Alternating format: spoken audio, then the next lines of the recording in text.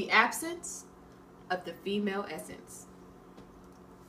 Female circumcision is an unsafe practice and strips the woman of her true essence.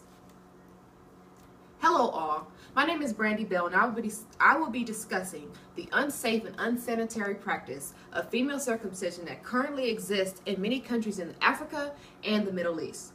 I have done my research to find out the information on the procedures and how the procedure is still performed today on young girls at the tender age of just 10 years old.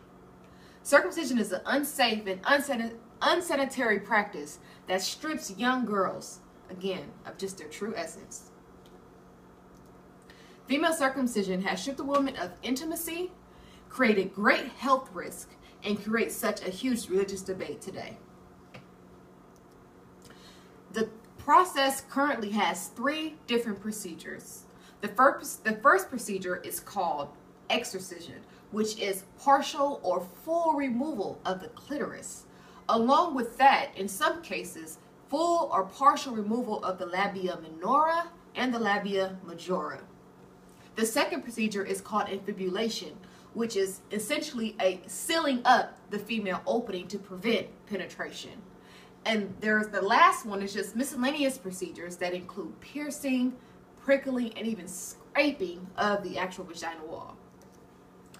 Intimacy. This is a huge thing. Intimacy sometimes never takes place with these young girls. Once the procedure is actually completed, the after effects include loss of sensations, which in many cases never comes back. Even when the woman grows up to be a woman, finds her mate, and wants to experience childbirth, which is this is actually communicated to these young girls before and after the procedure. Along with the loss of intimacy, the great health risk and many health complications contribute after the procedure. According to Time Lighthouse, which is affiliated with Time.com, sanitation for this procedure is compensated with cow milk, which these young girls actually bathe in before the procedure is actually performed. The lack of sanitation in these countries makes these young girls susceptible to many diseases and many infections.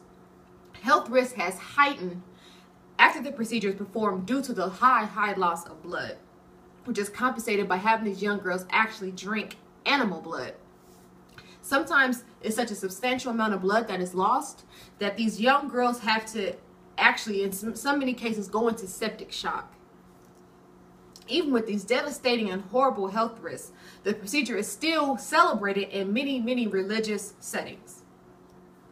According to the World Health Organization.com, the process is performed to ensure and discourage these young girls from having premarital sex and support of marriage fidelity once they do find their husband. There is a strong religious belief that premarital sex is wrong, morally wrong, I'm sorry, and that's why it is still in effect today, and it's still supported today. The main religion that supports this is the Muslim culture, excuse me.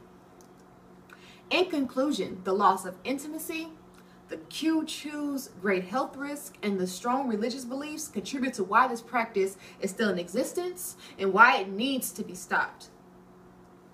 In conclusion, I hope that you're able to grasp the severity of this procedure and why it needs to be stopped as soon as possible.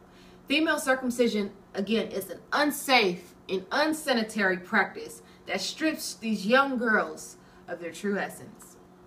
My main points include the loss of intimacy, the great health risk, and the religious debate. If you would for a moment just close your eyes and just grasp this procedure and put yourself in these young girls' shoes and see how it would affect your mind, your body, and your soul, even as you evolve into a young woman. I'd like to thank my audience for your time. If there are any additional questions or inquiries, please feel free to comment on my video below. Thank you.